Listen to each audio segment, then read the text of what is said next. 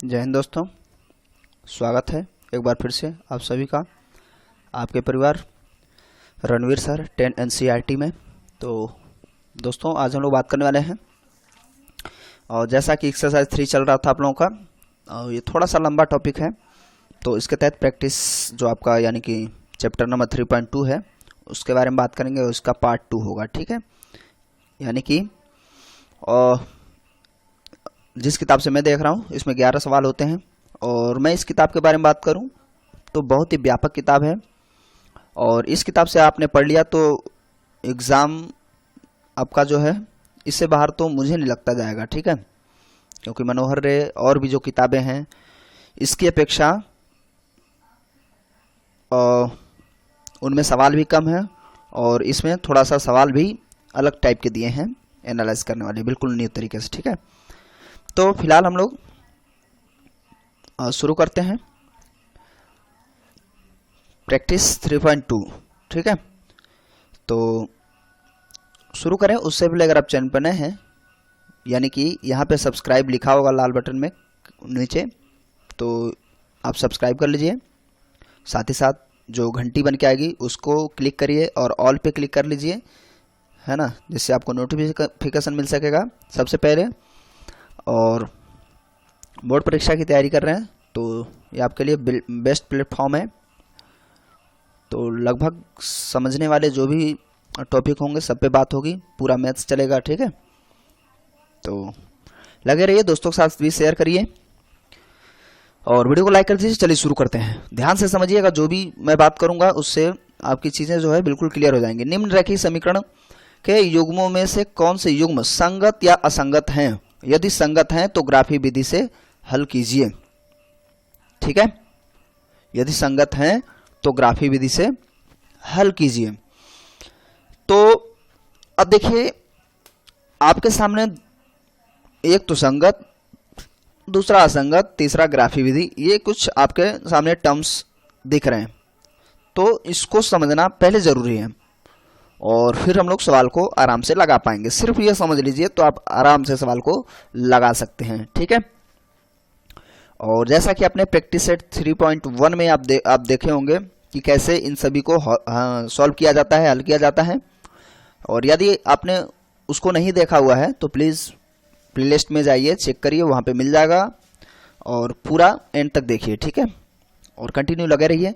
तो देखिए मैं पहले संगत और असंगत की बात कर लूँ तो उससे पहले मैं थोड़ी सी बात करूंगा।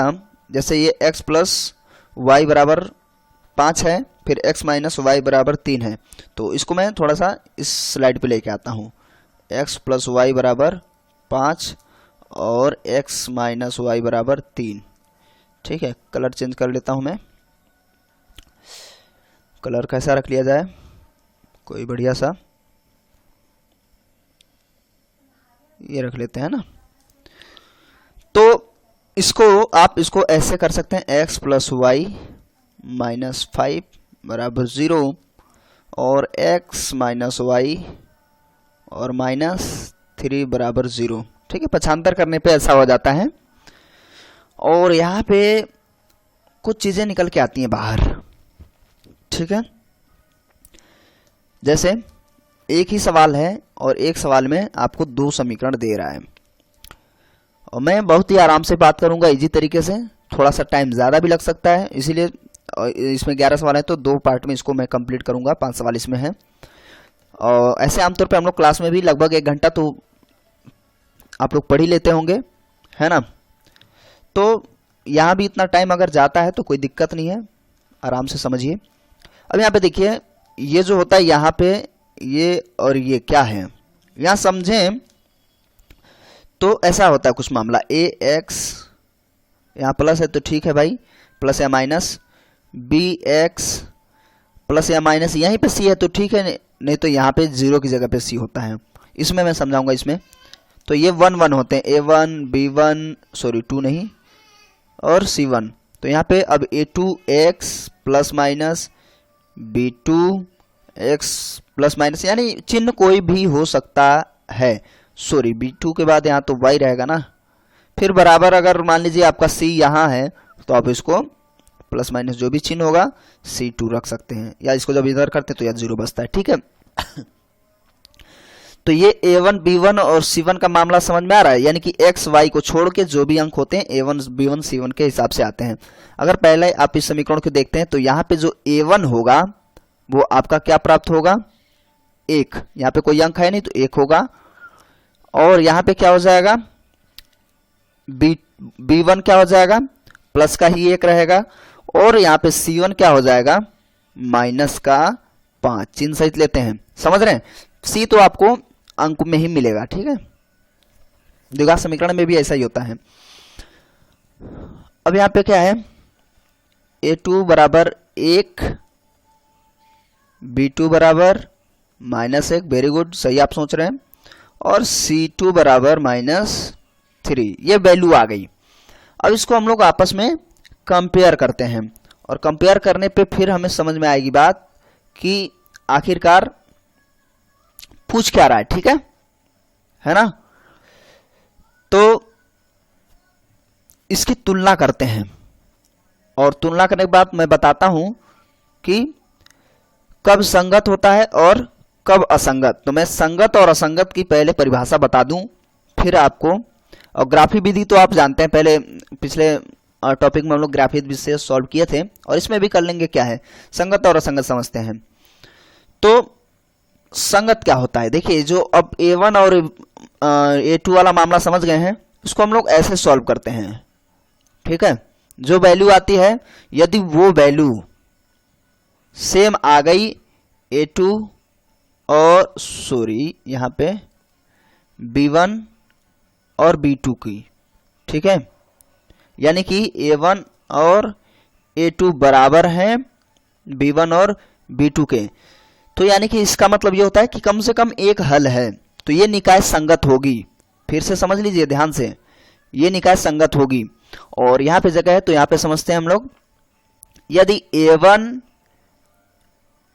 A2 बराबर B1 B2 और बराबर C1 और C2 है, तो ये भी निकाय क्या होगी, ये भी निकाय संगत ही होगी। ठीक है, और ये भी निकाय संगत होगी। इसका ज्यादा रिफ्लेक्शन होता है, चलिए ठीक है, समझ में आ जाएगा। तो ये भी निकाय क्या हो जाएगा, संगत। ठीक है, अब आपने देखा दो चीजें तो संगत संगत में आ गई। यदि A1 और यहाँ पे ऐसा बराबर होगा तो तीनों में होगा, यहाँ पे प्रतिच्छेद करेगी। ठीक है, डिवाइड कर, जो A1 और A1 A2 B1 B2 के बराबर में नहीं होगा, नॉट इक्वल टू। ठीक है, तो ये संगत होगी। यहाँ पे ध्यान देंगे, समीकरण में वो वाला लिख रहा था तो आधा ही छोड़ने के फिर, तो दोनों कंडीशन में आप देख रहे हैं, यदि A1 A2 और B1 B2 आपस में बराबर नहीं है इस कंडीशन में तो संगत है, यानी कि वो आपस में प्रतिच्छेद कर रहा है, लेकिन कम से कम एक तो हल है। उसके बाद अगर ये सब बराबर है तब भी संगत है, यानी अपरिमित रूप से हल है। ये दो चीजें मैं बता रहा हूं। और कब ये असंगत होगा, जब A1 A2 is equal to B1 B2 not is equal to C1 upon C2। Okay, तो इस कंडीशन में आप देखेंगे कि ये असंगत है, अर्थात बराबर नहीं है। यही मुद्दा है मेन, इसको आप समझ लिए तो आप आराम से सवाल को कोई भी लगा सकते हैं। देखिए, जब अगर संगत होगा तब ग्राफी विधि से सॉल्व करना पड़ेगा। ठीक है, तो फिलहाल देखते हैं हम लोग कौन सा संगत है कौन सा असंगत है, एक ग्राफी विधि भी सॉल्व करेंगे। तो उम्मीद आप समझ गए होंगे क्या करना है। अब आगे देखते हैं। तो अब इसको अगर सॉल्व करें तो A1 अपॉन A2 और सबका अलग अलग मान लेते हैं। तो A1 का मान क्या है, 1, और A2 का मान क्या है, 1, अर्थात सिर्फ 1। अब B1 अपॉन B2 अलग अलग ही होता है, यहाँ पे लिखते हैं हल, है ना, हिंदी में। अब B1 अपॉन B2 का रखेंगे तो B1 का मान जो है वो 1 है, परंतु B2 का मान -1 है, अर्थात आंसर तो माइनस का 1 आ गया। यानी कि A1 upon A2 is not equal B1 upon B2। यदि ऐसा कंडीशन है तो निकाय क्या होगी? निकाय क्या होगी? संगत। और यदि संगत है, 3 कंडीशन दिए गए हैं, यदि संगत है तो उसको क्या किया गया है? ग्राफी विधि से सॉल्व करने के लिए कहा गया है। आप सवाल को फिर से देख लीजिए। कह रहा कि यदि संगत है तो ग्राफी विधि से सॉल्व करें। संगत कब नहीं होगा? जब यहीं पे कट ना होने लगे, बराबर हो, तो आप आगे भी बढ़ जाएंगे। अब देखेंगे C1 C2 भी आपस में बराबर हैं। यदि हैं तो क्या हो जाएगा? संगत है। और यहीं पे अगर बराबर नहीं है तो भी संगत है। अगर यहाँ बराबर है, आगे नहीं है, तो असंगत है। तो फिलहाल ये तो यहीं कट गया था, तो हम लोग ज़्यादा दिमाग लगाने की जरूरत नहीं थी।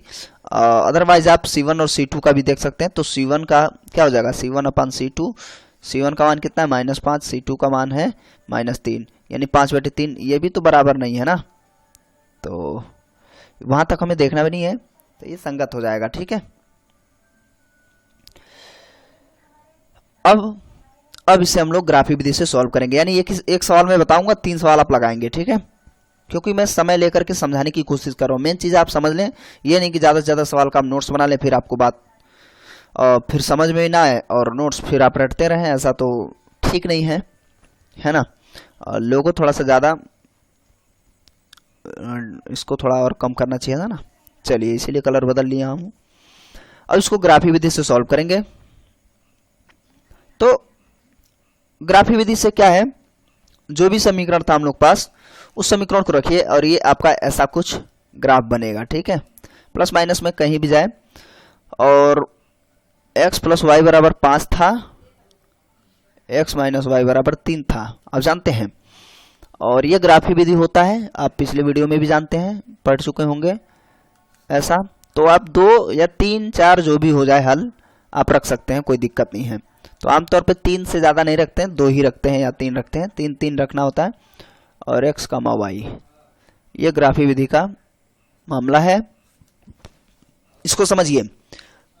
x बराबर आप कुछ भी रखना चाहते हैं, तो आप यहाँ पे अगर y का वैल्यू निकालना चाहते हैं तो y बराबर, इसका डायरेक्ट इतना ही लिखना होता है, 5 - x। और आप यहाँ पे x बराबर आपने 0 रख लिया है, तो यहाँ पे सॉल्व करेंगे तो 5 आएगा। दिखाना नहीं होता वहाँ पे, आप अपने हिसाब से कर सकते हैं या साइड में भी कर सकते हैं। और दिखा भी देंगे तो कोई बड़ी बात नहीं है, कोई दिक्कत नहीं होगी, है ना। तो यहाँ पे क्या हो जाएगा? 0 और 5। ठीक है। अब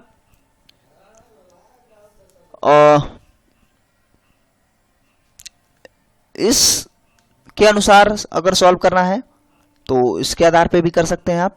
दूसरे फिलहाल आप इसको अभी रहने दीजिए, इसके हिसाब से अभी देख लेते हैं। इसके अनुसार हम लोग सॉल्व कर रहे हैं। तो एक बार हम लोगों ने क्या रखा हुआ है? x बराबर 0। ठीक है, और x बराबर 0 रखा हम लोगों ने, तो y बराबर 5 आ गया। यानी कि एक कंडीशन, यानी कि एक समीकरण ऐसा मिल गया है। उसके बाद आप बीच में कुछ भी रख दें, 1 2 3 जो भी, मान लीजिए आप 2 रखते हैं तो y बराबर 3 आएगा ना, तो 2 और 3 हो जाएगा। कुछ भी आप रख लें। और मैं ये कहता हूं कि आप कोशिश करेंगे कि एक जो है y का मान 0 आए, कोशिश करेंगे। इससे क्या यूनिवर्सल टाइप का बन जाता है, यानी कि उसके अंदर सभी हो जाएंगे। तो यानी कि अगर आप x बराबर 5 रखेंगे तो y बराबर क्या आएगा? 0। यहाँ सॉल्व होने के बाद, अगर इस समीकरण से हम लोग सॉल्व कर रहे हैं। ठीक है,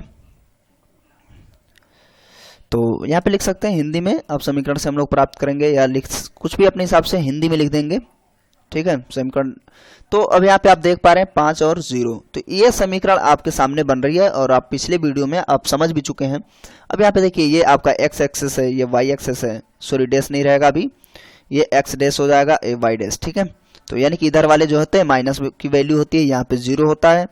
तो 1 2 3 4 5 6 7, ऐसे ही 1 2 3 4, एक तो पहली बात तो सीधा नहीं है, 5, ऐसे ही आगे तक जा रहा होगा। ठीक है, प्लस प्लस का।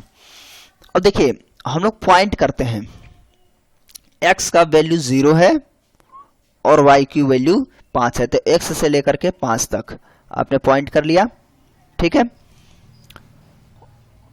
और x की वैल्यू 2 है। देखिए ये ऐसा होता है, ध्यान से समझिए, फिर से मैं एक बार और समझा दूं आपको। तो हमें ध्यान देना होता है कि ये लाइन कहाँ, जैसे गणित होता ना बच्चों वाली, गणित की कापियां ऐसी होती है, ठीक है, गणित की कापियों जैसी होती है। तो अब जैसे यहाँ पे 2 है x की वैल्यू, तो x की वैल्यू यहाँ पे 2 है, यहाँ पे है, और ये कहाँ पे मिलते हैं वो हमें ध्यान देना होता है, ठीक है। तो जैसे ये पहली जो थी, यहाँ x का मान है यानी, और इस y का मान है, यानी यहीं पे मिल रहा है, मिलने का जो है पॉइंट यहाँ पे है।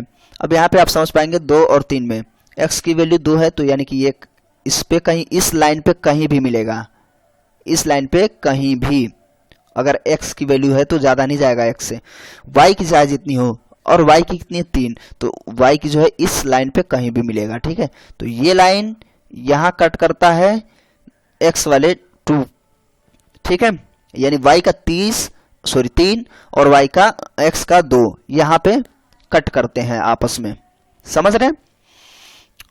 अब वही कंडीशन जो है x का 5 है, इस लाइन पे कहीं भी y मिल सकता है, वहीं पे उसको कट करेगा। लेकिन y का मान 0 है, तो y का मान यहाँ पे y कट करेगा, तो यहाँ पे कहीं भी मिले तो यहाँ पे यहाँ मिल रहा है, तो यानी ये पॉइंट बन गया। और आप इसको आराम से मिला दीजिए, ये आपका हो गया ग्राफीय विधि, समझ गए। तो ये है आपकी ग्राफीय विधि, ठीक है। अब वही समीकरण सेम ऐसे बना के इसको जरा सॉल्व करिए। अब आप लिख लेंगे, इस बार आपने x का निकाला था, y का निकाला था, अब इस बार x का इससे, यानी कि इस समीकरण से आप कहेंगे प्लस y, ऐसा ही समीकरण आप बना लीजिए यहाँ पे x y, ठीक है। आराम से इसमें टाइम खर्च कर लीजिए कि आगे आपको खर्च ना करना पड़े टाइम, बहुत इजी होता है ये टॉपिक, ठीक है। यानी अब आपको y का मान लेना है। यदि आप y का मान 0 लेते हैं तो 0 जोड़ेंगे तो x का मान 3 आएगा। सॉल्व करके नहीं बता रहा हूँ, ये तो आप इतना सॉल्व करना जानते ही हैं, ऐसे हो ही जाएगा। तो x का 3/0, ठीक है। माइनस का भी आता है तो कोई दिक्कत नहीं है, चतुर्थांश में आप इधर आगे पीछे बढ़ जाएंगे, ठीक है। अब क्या है, अब y का मान यदि आप 3 लेते हैं, यार 3 लूंगा तो 6 बन जाएगा, चलिए सर ले ही लीजिए। अगर y का मान आप 3 लेते हैं तो x का मान क्या हो जाएगा, 6 हो जाएगा, ठीक है। तो 6, 3 इतना हो गया। और मैं कहता हूं कि आपको कोशिश करनी है कि 1 को माइनस करेंगे, यदि आप 1 को माइनस करने बैठेंगे तो माइनस का 3 लेना होगा y बराबर। तो आप ले ही लीजिए कि आप आगे इधर उधर कहाँ जा सकते हैं, ये देखना है आपको, ठीक है। तो माइनस का आप 3 लीजिए। यदि आप माइनस का 3 लेते हैं तो सॉल्व करेंगे तो x बराबर 0 आएगा, यानी कि x का मान 0 और y का मान -3, ठीक है। और ये हम लोग का y है, अरे यार -3 हो पाएगा यहाँ पे, 1 2 यहाँ पे -3 मान लेते हैं, यहाँ पे लास्ट में -3 है, ठीक है। और सब कुछ ठीक बना होता है तो अच्छा लगता है चित्र बनाने में भी। लेकिन आप इस ग्राफ से अगर पिछले वीडियो में आपने नहीं सीखा था तो इससे आप क्लियर सीख जाएंगे, और उसको देख लीजिए फिर इसको देखिए तो और ज़्यादा मज़ा आ जाएगा, ठीक है। इसीलिए सीक्वेंस से टॉपिक को पढ़ा जाता है। अब इसको भी दर्शाना है, ठीक है। बीच में तीसरा मान, अगर इसको और इसको ले लीजिए तो इसके बीच में ये जो है ये मान, अब चाहे जितना रख सकते हैं, कोई दिक्कत नहीं है। ये मान और ये मान, एक बार 0 x का एक बार y का ले लीजिए, तो उनको आपस में मिला दीजिए, तो हमेशा उनके बीच में जितने, जैसे इसका मान अगर आप सॉल्व करेंगे तो y का मान 2 और 3 भी हो जाएगा, यानी कि 3 कामा s। अच्छा यहाँ पे लिखना भी होता है x y, है ना। यदि आप लिखते हैं या पॉइंट आप कुछ भी लिख सकते हैं, जैसे इसका अगर आप a लिखते हैं तो a कहाँ मिला था, तो x पहले x की वैल्यू फिर y की वैल्यू, और इसको आप b कहना चाहते हैं तो पहले x की वैल्यू 2 और फिर b की वैल्यू कितनी 3। ठीक है, इस तरीके से इसमें आप लिखते रहेंगे। ठीक है, अब जैसे यहाँ पे भी आप लिखना चाहें, अगर आप कोई भी मान आप ए बी सी करके भी लिख सकते हैं, तो इसको अगर लिखना चाहें तो x की वैल्यू क्या है 5 और फिर y की 0। ठीक है, तो प्लस प्लस में, तो प्लस में ही रख रहे हैं हम लोग। अच्छा, अब हम लोग माइनस में भी आ चुके हैं। ठीक है, तो x की वैल्यू क्या है 3, तो आप 3 वाले पे जाएंगे, यानी कि ये ग्राफ होगा कहीं, और y की वैल्यू 0 है यानी यहाँ, तो y जो है इस ग्राफ पे और x इस ग्राफ पे मिलेंगे, तो यानी एक पॉइंट यही हो गया। उसके बाद 6 और 3, तो 6x है, तो 6x है, यहाँ ऐसे हमें नहीं लेना चाहिए था आमतौर पे।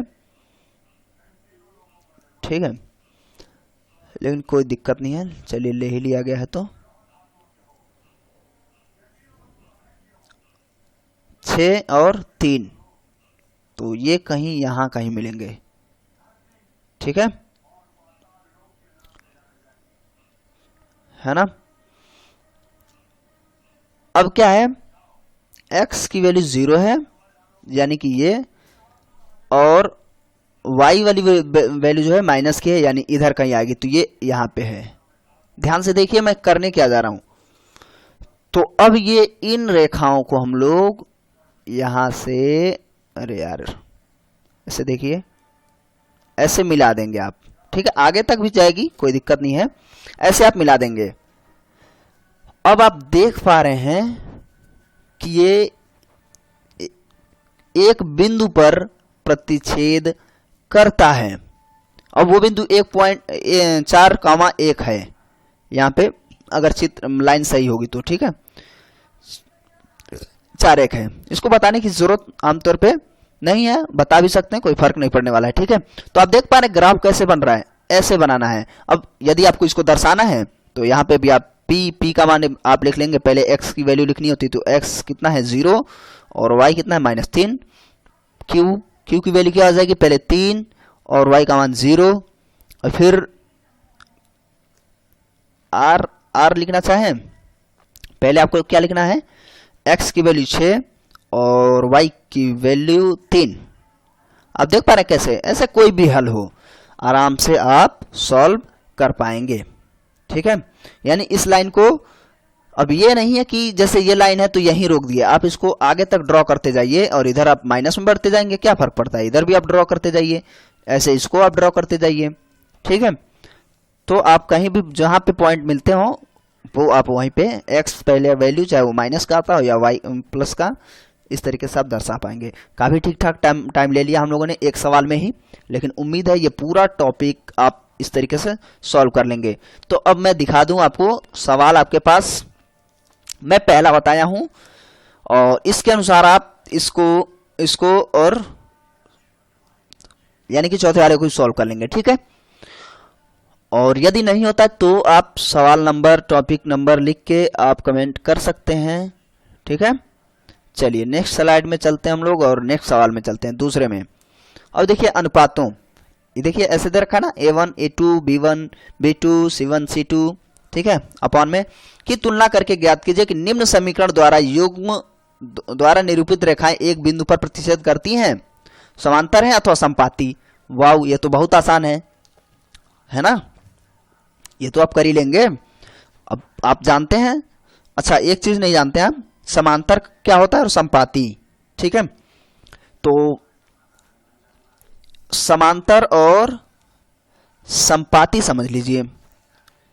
इससे पहले आप संगत और असंगत समझते थे, तो समांतर और संपाती में कैसे आप अंतर कर पाए। प्रतिच्छेद वाला आप जानते हैं, यानी कि ऐसा कुछ मामला हो तो, सॉरी यार क्या हो जाता है, नॉट इज इक्वल टू अगर है तो आप उससे कहेंगे कि भैया ये जो है प्रतिच्छेद कर दिया है, तब वो क्या है, संगत है। फिलहाल यहाँ पे समांतर और संपाती का मामला है। तो अब देखिए, अगर प्रतिच्छेद करता है वो अलग कंडीशन है, समांतर है वो अलग कंडीशन है, और संपाती है वो अलग कंडीशन। समांतर और संपाती अलग अलग कंडीशन है। यदि समांतर की बात कर लें तो समांतर वाले में क्या होगा, A1, ध्यान से देखिए ये पूरा मतलब यही परिभाषा होती है, A2 equal to B1 B2 not equal to C1 upon C2। ये समीकरण अगर ऐसा कुछ है तो आप साफ साफ कहेंगे कि भाई साहब ये समांतर है, ये समांतर है। अब संपाती क्या है, अब संपाती में जो होता है तीनों चीजें बराबर होंगी, संपाती में तीनों चीजें बराबर होंगी, यानी A1 A2 equal to B1 B2 equal to C1 C2। इसमें क्या होगा, तीनों चीजें इक्वल होंगी, यदि इक्वल है तो वो संपाती है। और प्रतिच्छेद करने का कंडीशन ये देख रहे हैं, तीन कंडीशन आपने देख लिया। तो प्रतिच्छेद क्या है, समांतर क्या है, संपाती क्या है। ये समांतर का है, यानी कि A1 B1 तो बराबर रहेंगे आपस में तुलना करने पर, लेकिन C1 अपॉन C2 ये आपस में फिर बराबर नहीं होगा, तो समांतर हो गया। संपाती में सारे लोग बराबर होते हैं, और प्रतिच्छेद वाले में तो भैया पहले ही वो तो आप जानते ही हैं, कट कर लेंगे। तो अच्छा एक सवाल हम लोग कोई सॉल्व कर लेते हैं। अच्छा आप लोग सोच रहे हो अपने तो पहले पहले बता दे रहे हैं ना, तो कौन सा इसमें से बता दिया जाए, चलिए ये वाला बता देते हैं, इसको देख लेते हैं हम लोग। और इसमें भी मैं एक ही बताऊंगा, करना आप ही को, बताना आप ही को, समांतर कब है संपाती कब है, और तुलना करना आप जानते हैं तो आप बता पाएंगे, सीधी सी बात है। फिलहाल एक सवाल में बताए दे रहा हूँ, 2x प्लस 3y वाला जो है, तो इसको देख लेते हैं क्या है, 2x प्लस 3y बराबर 16। अच्छा दूसरा वो तो हम देखे नहीं थे, फिर से आते हैं स्लाइड चेंज करके, 2x प्लस 3y बराबर 6, तो 6 करना था, 2x प्लस 3y बराबर 6। अब आप तुलना करेंगे, अब आप ये तो समझ रहे हैं ना, A1 क्या है 2, B1 क्या है, यही तो होता है A B C, जरूर थोड़ी इधर उधर ले आए, और हाँ ले आइएगा, नहीं तो यहाँ मामला बिगड़ जाएगा, क्योंकि आप इसको जब लिखेंगे तो आप माइनस और प्लस में विभेद करने में गड़बड़ी कर देंगे, ठीक है। क्योंकि अगर आप इसको पक्षांतर इधर नहीं करेंगे तो प्लस में आप लिख देंगे, तो आप इसको इधर भेज दीजिएगा, यानी कि एक बार और अगर सॉल्व करेंगे 2x plus 3y minus 16 is equal to 0, तो अब C1 आपका जो है माइनस में आएगा ना, तो ये ध्यान देना अति आवश्यक है, अति महत्वपूर्ण है। C1 बराबर क्या हो जाएगा, माइनस 16। या आप डायरेक्ट भी कर सकते हैं, ऐसा नहीं, आप माइनस 6 यहाँ पर जैसे आप A1 लिखा आपने 2, सॉरी 1 क्यों रहेगा यार, और B2 बराबर 3, और C2 बराबर डायरेक्ट आप माइनस, चूंकि इधर पक्षांतर करेंगे तो माइनस का हो जाएगा, तो माइनस की वैल्यू को आप डायरेक्ट यहाँ से लिख सकते हैं -6, ठीक है। अब ये आप ना पूछिएगा कि कहाँ से आ रहा है, इसमें बताया जा चुका है, ठीक है, तो आप समझ गए होंगे। अब आप सीधा सीधी सी बात है, आप अलग अलग कंपेयर करिए और फिर बता दीजिए कि ऐसा है, ठीक है। A1 अपान A2, इसकी वैल्यू क्या है, A1 कहाँ है भाई साहब, 2, A2 2, यानी कि बराबर है, आपस में कट गया तो 1 हो गया। अब B1 B2 सॉल्व करते हैं, B1 का 3 है, B2 का भी 3 है, सॉल्व हुआ 1 हो गया, C1 अपॉन C2। अब आप देख पा रहे हैं कि C1 जो है 16 है माइनस का, C2 है माइनस का 6, इसको डिवाइड किया हम लोगों ने, तो हम लोग देख पा रहे हैं कि यार ये तो गड़बड़ हो गया, यानी कि ये जो समीकरण बन रहा है A1 A2 is equal to B1 B2 not is equal to C1 C2। अच्छा ऐसे वाले में क्या होगा, अच्छा ये सवाल आपको ऐसे ही सॉल्व करना है, बस कुछ करना नहीं है, बस ये देख लीजिए किसमें बराबर लग रहा है किसमें नहीं लग रहा है। तो अगर पहले ही आपस में A1 A2 B1 B2 बराबर नहीं है तो प्रतिच्छेद करेगा, और यदि ऐसा कुछ बन रहा है तो आपको फिर से समझ लेना ये क्या हो जाएगा, जब C1 और C2 वाला बराबर नहीं होगा तो आप इसको कहेंगे कि ये है समांतर। क्या है, समांतर, बस यही तो पूछा है। और संपाती तीनों बराबर होता तो कह देते आप, ठीक है, जैसे यहाँ पे मैंने बता रखा है, ठीक है।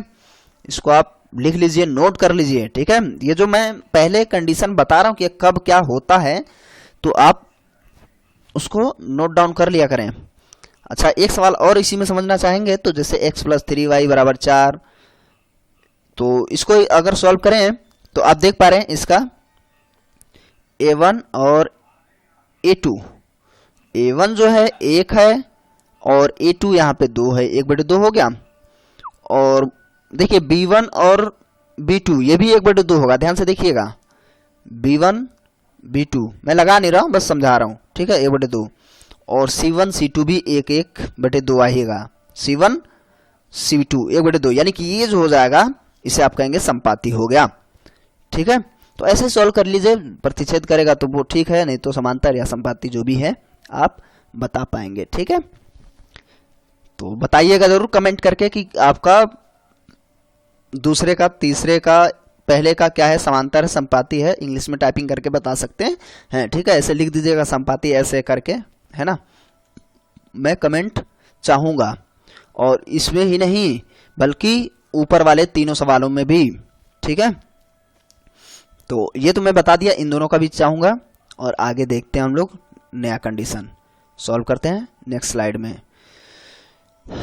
अब क्या है, A1 A2 B1 B2 और C1 C2 की तुलना कर ज्ञात कीजिए कि निम्न समीकरण युग्म द्वारा निरूपित रेखाएं संगत हैं अथवा असंगत। अब संगत और असंगत तो आप समझ गए हैं, कंडीशन क्या है। संगत कब होगी, जब प्रतिच्छेद संगत कब करेगी, जब प्रतिच्छेद करेगी या सब बराबर होंगे, संगत होगा। असंगत कब होगा, जब वो समांतर वाली सिचुएशन है तो असंगत कहलाती है, समझ गए। यानी कि उसका कोई भी एक भी हल नहीं होता है। आपने देखा कि उधर ऐसा कुछ बन रहा था, जैसे ये बराबर है ये नहीं है और ये आपस में बराबर है, तो इसका कोई हल थोड़ी है, हल ही नहीं है, बराबर है ही नहीं, तो इसलिए असंगत हो गया, ठीक है। और इन लोगों का कम से कम एक हल तो होता है, तो संगत या अपरिमित रूप से हल होना, जैसे सभी के सभी बराबर होते हैं तो उसे हम कहते हैं अपरिमित रूप से हल, तो भी वो संगत ही होता है, ठीक है। अभी ऐसे भी पूछेगा अपरिमित रूप से हल है नहीं है, ठीक है। तो अच्छा यह भी ज्ञात करें कि रेखाएं एक बिंदु पर प्रतिच्छेद करती हैं, समांतर हैं तो संपाती। समांतर संपाती समझ गए हैं, प्रतिच्छेद करने का सिचुएशन समझ गए हैं, असंगत और संगत भी समझ गए हैं। संगत कब होगा, सॉरी असंगत पहले हम समझा दें, बाकी तो संगत ही होता है। तो आप देखेंगे असंगत कब होगा, जब समांतर होंगी। समांतर का क्या क्या कंडीशन है, फिर से मैं एक बार लिख दूं, A1 A2 equal to B1 B2 not equal to C1 C2, क्या हो गया, असंगत। अच्छा मैं ये इन सारी चीज़ों को एक बार फिर से समझा दूं एक नए स्लाइड में, और इसको आप नोट डाउन कर लें। यहाँ पे लाल है तो लाल कलर बदल दिया जाए हम लोग मार्कर का, और पीला तो बढ़िया नहीं रहेगा, काला ले लेते हैं हम लोग। अब ध्यान से देखिए, A1 upon A2 is not equal to B1 upon B2। मैं समय ले रहा हूं कि आपको समझ में आ जाए। अब इसे हम कहते हैं क्या क्या है, देखिए ये प्रतिच्छेद भी करता है एक दूसरे को, ये कह देते हैं, समझ रहे हैं। और क्या कह सकते हैं, ये निकाय जो है संगत है, ये भी कहेंगे, ठीक है। उसके बाद A1 A2 equal to B1 B2 not equal to C1 C2। अब ये क्या है, आप कहेंगे कि इसका कोई भी हल है नहीं, सीधी सी बात है, कोई भी हल नहीं है। तो आप हिंदी में इसको भी लिख सकते हैं कि कोई भी हल नहीं है। तो हम इसे क्या कहते हैं, असंगत, असंगत, हल नहीं, एक भी हल नहीं, ठीक है। तो आप लिख लेंगे कोई भी हल नहीं, तो कोई भी नहीं क्या आप पूरा लिख लीजिएगा। और असंगत के साथ साथ कोई भी नहीं हल है तो इसे हम समांतर भी कहते हैं, ठीक है। यहीं पे आपको समांतर और संपाती में चीजें समझ में आ जाएंगी। और प्रतिच्छेद समांतर और संपाती का ही हम कहें तो द्वंद्व करने वाला व्यक्ति है। अब समझिए A1 A2 equal to B1 B2 equal to C1 C2, ये क्या होगा, ये भैया ये भी है संगत, पहले भी मैं बता चुका हूं। और इसके अपरिमित रूप से हल हैं, पूरा टॉपिक समझ रहे हैं आप यहीं से। और ये क्या है, समांतर न होकर के ये क्या है, संपाती है, समझ रहे हैं, संपाती है। ये चीजें आपको समझ में रखना है। तो संगत, असंगत, संपाती, ये सब चीजें, इसको आप स्क्रीनशॉट ले लीजिए या वीडियो पॉज करके नोट डाउन कर लीजिए। इसी से आपको पूरा ये टॉपिक लगाना है। चलिए फिर से आते हैं हम लोग प्रश्न पे। तो ये इन सब में से क्या क्या है वो ज्ञात करना है। ठीक है, पहले ये बताना है संगत है या संगत, ये बताना, और यह भी बताना है कि ये रेखाएं प्रतिच्छेद कर रही हैं, समांतर हैं या संपाती हैं, क्या हैं तीनों में से। और संगत यानी कि ये पांचों कंडीशन आपके सामने है, संगत, असंगत, प्रतिच्छेद, समांतर, संपाती। ठीक है, और ये आपका समीकरण है 2x - 3y बराबर 8। तो इसको सॉल्व करिए, a1/a2 यहाँ पे कम ही नजर आएगा। तो इस समीकरण को दोनों को हम लोग नेक्स्ट स्लाइड में लेके आते हैं। क्या क्या है देख लीजिए एक बार। 2x - 3y बराबर 8, 4x - 6y = 9। ठीक है, तो दूसरे स्लाइड में आते हैं। 2x + 4y = 8 प्लस ही था, है ना। और दूसरा क्या था ये तो याद ही नहीं रहा है ना, देखो माइनस था, गड़बड़ लिखी हम लोगों ने, 3y है। और ये 4x - 6y 9, 4x - 6y बराबर 9।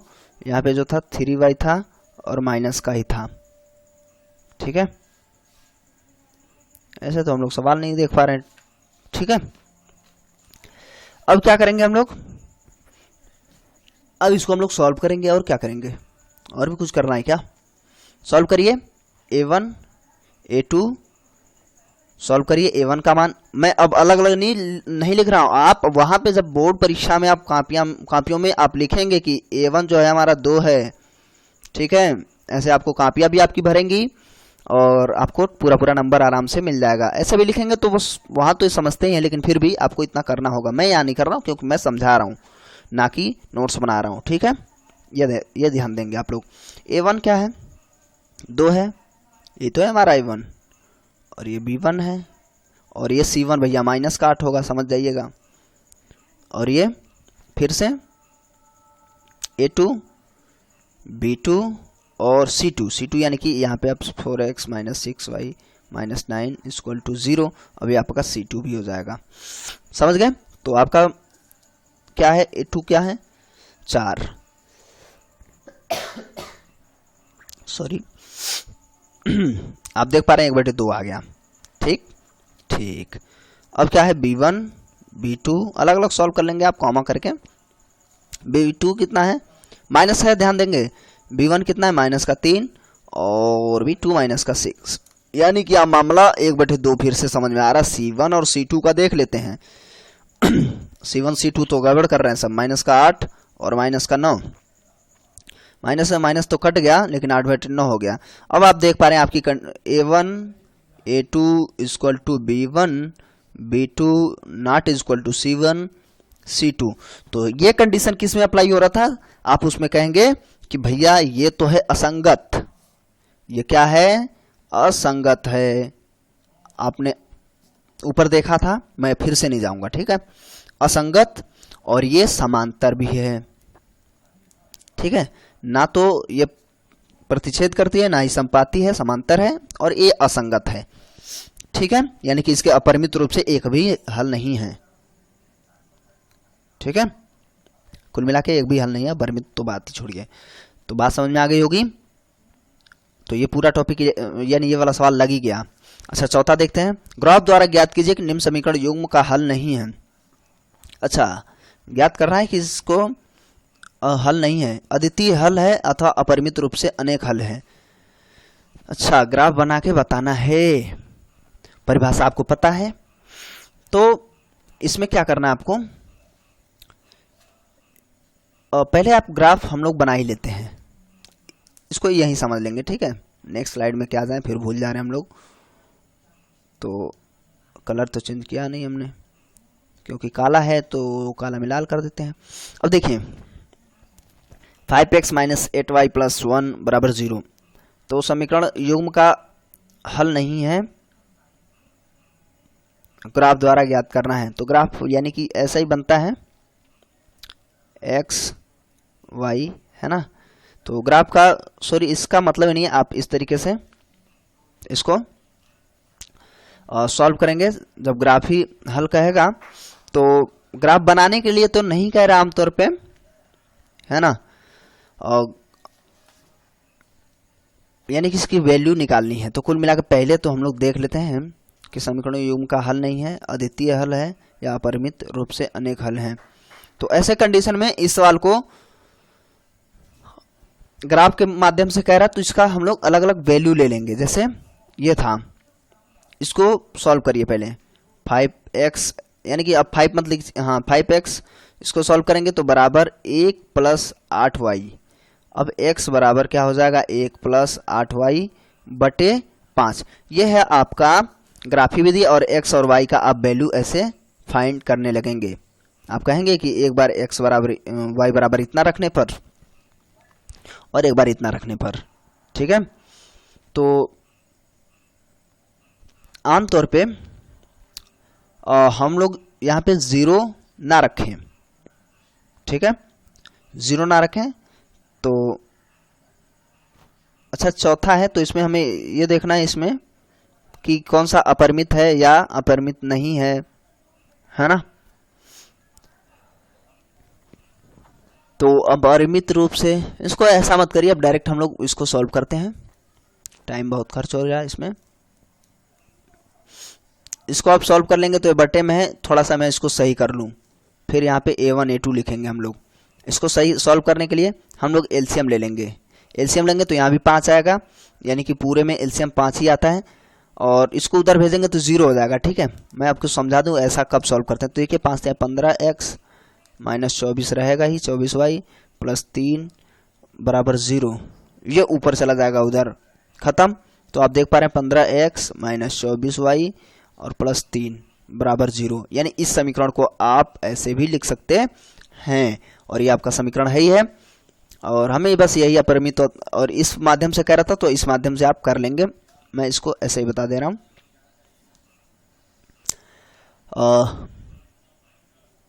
a1 a2, a1 कितना है 5 है, और a2 कितना है 15 है, यानी 1/3। b1 b2, b1 कितना है भैया 8 माइनस का, और इसका माइनस का 24। आप देख पा रहे हैं 1/3 आ गया इसका। Wow nice. c1 और c2 भी आ गया 1/3 मान सीधा रखने पर। तो यार ये तो सीधा सीधी बात है कि जब ये सारे के सारे बराबर हैं, तो आप यहाँ पे देखिए, जब सारे के सारे बराबर हैं तो क्या हो जाएगा, 2 है यहाँ पे, हद हो गई यार।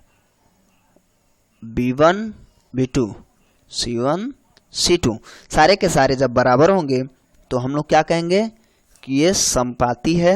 समपाती पूछा नहीं था, ये कह रहा कि अपरिमित रूप से हल है नहीं, तो है, अपरिमित रूप से हल है, ठीक है। बस यही बताना था। आप ऐसे ही हल करेंगे, ठीक है, हल है लिख देंगे, अतः यह अपरिमित रूप से हल है, ऐसे समीकरण दिखाने के पश्चात, अलग अलग सॉल्व करने के बाद, ठीक है। तो आपको ऐसे ही सॉल्व करना है, टेंशन मत लीजिएगा, ठीक है। और आप बता पाएंगे कि ये अपरिमित रूप से हल है। चलिए अब नेक्स्ट, और एक स्लाइड और जाना होगा। नेक्स्ट और इस वीडियो का लास्ट सवाल अच्छे से समझिए। इसमें भी देखिए अपरिमित रूप, कोई हल नहीं, एक अद्वितीय हल। तो इसके लिए मानों के लिए रैखिक समीकरण युग्म होगा, यानी कि सबसे पहले हमें यह बनाना है कि इसका कोई हल नहीं है। कोई हल न होने का क्या मामला है कि ये लोग आपस में ही बराबर नहीं होंगे, ठीक है।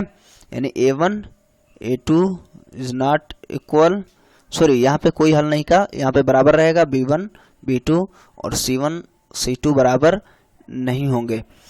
तो यहाँ पे कह रहा है कि क्या रख सकते हैं आप, तो आप ज़्यादा 0 से शुरू करेंगे तो मामला बिगड़ जाएगा, और यहाँ पे 0 रखेंगे तो 0 हो जाएगा, और यहाँ पे 0 हो जाएगा। तो कोई हल नहीं बनाने के लिए आप यहाँ पे -1 रख लीजिए, ठीक है। तो यहाँ पे क्या हो जाएगा -1, a बराबर -1। यहाँ पे ध्यान दीजिएगा, यानी कि अलग अलग जब सॉल्व करेंगे तो ए बराबर -1, A1 बराबर और A2 बराबर 1। ठीक है, यहाँ दिख रहा है। चलिए मैं इसको नेक्स्ट स्लाइड पे दिखाता हूँ आपको। और ये कंडीशन हम लोग को कुल मिला के बनाना है। और या अगर इसी स्लाइड पे बात कर लें तो जो B1 वाला मामला है, B1 B2 कंडीशन यही बनेगा। B1 कितना है, 1 है। B2 कितना है, चूंकि माइनस का 1 रखेंगे तो प्लस माइनस माइनस ही हो जाएगा, तो माइनस का 1 हो जाएगा। तो फिर से आप देख पा रहे हैं इसका -1 हल आया था, इसका भी -1। लेकिन अब C1 और C2 में गड़बड़ करना है। तो C1 और C2 क्या है, -1 रहेगा तो ये तो प्लस हो गया ना, और प्लस प्लस कर जाएंगे तो प्लस का नहीं हो पाएगा। तो यानी कि ये बराबर नहीं हो पाएगा। देखिए C1 और C2, C1 की वैल्यू क्या हो जाएगी भाई, -1 का स्क्वायर करेंगे तो +1 ही तो आएगा, और यहाँ पे +1 ऑलरेडी है। आप देख पा रहे हैं इनका जो मान है, -1 बराबर -1 और यहाँ बराबर 1, इसलिए बराबर नहीं है। तो ये क्या हो जाएगा, इसका कोई हल नहीं है। तो पहले में क्या आप रखेंगे, -1, पहले का आंसर ये होगा। अच्छा, अब दूसरे के लिए एक अपरिमित रूप से अनेक हल हो, तो अपरिमित के लिए आप क्या करेंगे, सारे के सारे बराबर होने चाहिए। तो सारे के सारे बराबर आपको करने हैं। यदि अच्छा, मैं C1 और C2 यहाँ ध्यान देंगे कि मैं इसको इधर पक्षांतर नहीं किया था, लेकिन आंसर आपका तब भी आ जाएगा क्योंकि ये भी माइनस का होगा, ये भी माइनस का होगा, तो फिर ये प्लस बन जाएगा, है ना। प्लस माइनस माइनस हो जाएगा, और ये माइनस है तो फिर चूंकि ये प्लस और फिर ये माइनस बन जाएगा।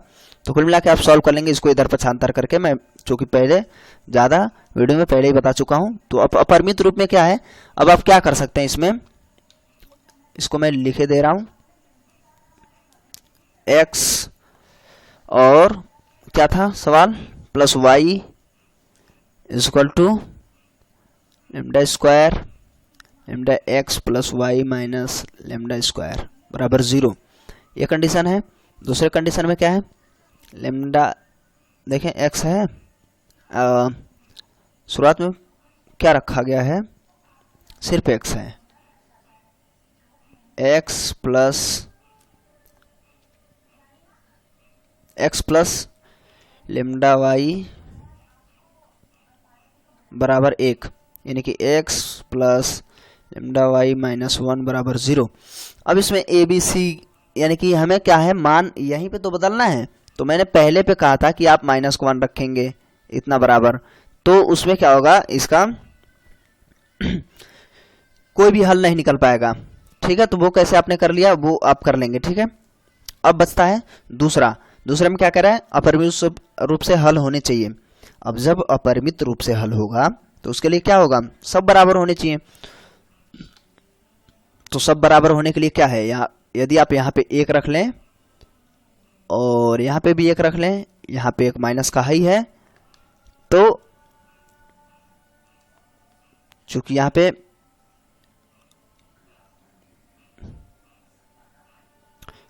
एक चीज ध्यान दीजिए, ये चिन्ह जो है अभी गड़बड़ हो जाता, ये चिन्ह बाहर है, उसको आप प्लस नहीं कर सकते। आप वहां पे स्क्वायर करने के बाद इधर करेंगे तो माइनस में ही आएगा। इसके चक्कर में ये नहीं कि माइनस माइनस प्लस यहाँ कर लें। अब हमें क्या है, सबको बराबर कर लेना है, तभी तो होगा अपरिमित रूप से हल।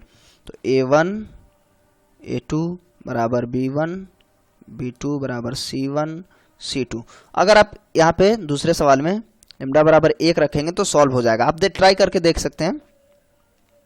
पक्षांतर करने के बाद इसका मान क्या आ जाएगा, A1 1 A2 1 बराबर B1 1 ही है प्लस का, B2 चूंकि 1 हमने रखा तो प्लस का 1 ही रहेगा, बराबर C1 कितना है, माइनस का 1 का स्क्वायर करिए तो 1 ही तो रहेगा। अगर यहाँ पर सॉल्व करेंगे, मैं पूरा सॉल्व नहीं कर रहा हूँ, बता रहा हूँ, आप समझ जाएंगे, आराम से कर लेंगे। ठीक है, तो माइनस का 1 आएगा और C2 भी माइनस का 1 है, यानी सब बराबर है, तो यह अपरिमित रूप से अनेक हल हो जाएंगे। ठीक है, ये कंडीशन था।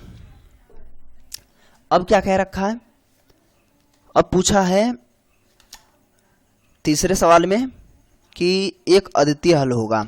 तो एक अद्वितीय हल होने के लिए फिर आप यहाँ पे क्या वैल्यू रख पाएंगे, पहले में आपने -1, फिर दूसरे में 1 और तीसरे में क्या रखना चाहेंगे। तो अद्वितीय हल होने का मतलब आप प्लस माइनस दोनों रख लीजिए, सॉल्व हो जाएगा। प्लस हो या माइनस दोनों में से कोई एक रख लीजिए, सॉल्व हो जाएगा। ठीक है,